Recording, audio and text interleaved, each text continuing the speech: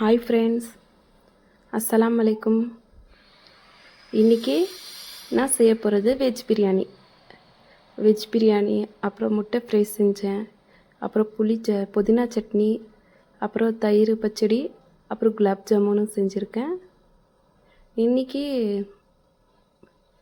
நான் வீடியோ எடுத்திருக்கிறது வெஜ் பிரியாணி மட்டும்தான். பார்க்கலாமா? அதுக்கு தக்காளி, வெங்காயம், கொத்தமல்லி, புதினா, எந்த வெஜிடபிள் வேணுமோ அதை எடுத்துக்கோங்க. ஒரு ஆஃப் லெமன், 4-5 பச்சை மிளகா. நான் குக்கரில் தான் செய்கிறேன். குக்கரில் பிரியாணி மசாலா போட்டுட்டு பட்டை லவங்கெல்லாம் போட்டு கட் பண்ணியிருந்த வெங்காயமும் பச்சை மிளகாவும் போட்டுக்கிட்டேன். 3 வெங்காயத்தை நான் கட் பண்ணி வச்சுருந்தேன். போட்டு நல்லா வதக்கி விடுங்க.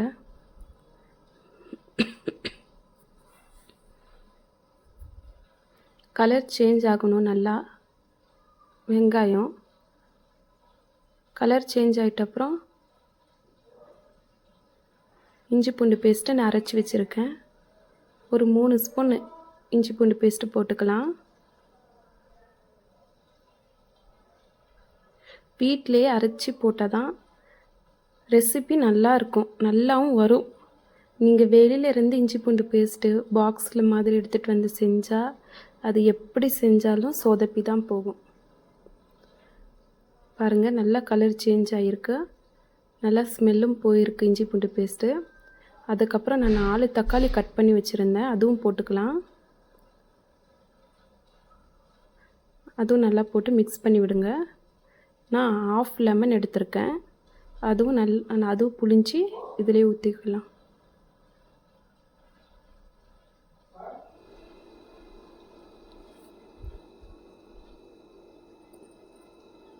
எலுமிச்சை சாறையும் போட்டாச்சு. வெஜிடபிளையும் கட் பண்ணி போட்டுக்கலாம். எந்த வெஜிடபிள் உங்களுக்கு வேணுமோ அது போட்டுக்கலாம். இதில் பன்னீர் செஞ்சாலும் பன்னீர் பிரியாணி, காளான் செஞ்சால் காளான் பிரியாணி, வெஜிடபிள் போட்டால் வெஜிடபிள் பிரியாணி. அப்புறம் கொத்தமல்லியும் புதினாவும் போட்டுக்கலாம்.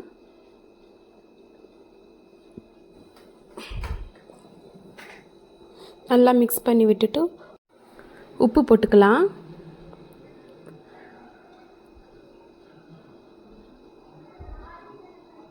உப்பு போட்டுட்டு தயிர், நான் கட்டி தயிர் 2 ஸ்பூன் எடுத்திருக்கேன், அதுவும் போட்டுக்கலாம்.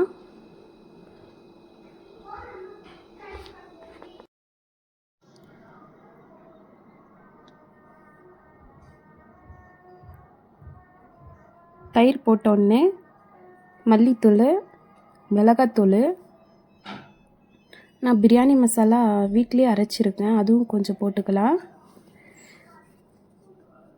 பிரியாணி மசாலா இதுக்கு போட்டால் நல்லா டேஸ்ட் கொடுக்கும்.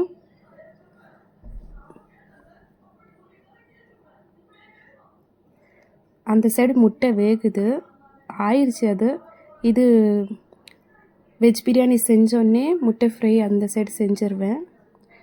முட்டை ஃப்ரையோடது நான் டிஸ்கிரிப்ஷனில் லிங்க்கை கொடுக்குறேன், வேணும்னா போய் பாருங்கள். நல்லா வதக்கி விட்டாச்சு. இதுக்கப்புறம் தண்ணி ஊற்றிக்கலாம். நான் 3 கிளாஸ் தண்ணி ஊற்றிக்கிறேன். நான் 1.5 கிளாஸ் அரிசி எடுத்திருந்தேன். உங்களுக்கு 2 கிளாஸ் எடுக்கிறதா இருந்தால் 4 கிளாஸ் போட்டுக்கோங்க. 1 கிளாஸ் எடுக்கிறதா இருந்தால் 2 கிளாஸ் போட்டுக்கலாம்.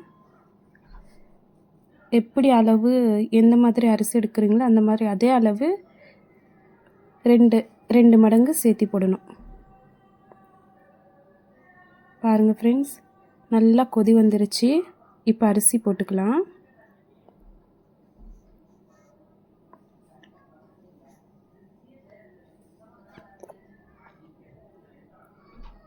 அரிசி போட்டுட்டு ஒரு தாட்டி கிளறி விடுங்க. கிளறி விட்டுட்டு கொதி வந்தோடனே மூடி போட்டு மூடிக்கலாம். இப்போது நான் 2 விசில் விடுறதுக்காக விட்டுருக்கேன். 2 விசில் வந்தால் போதும்.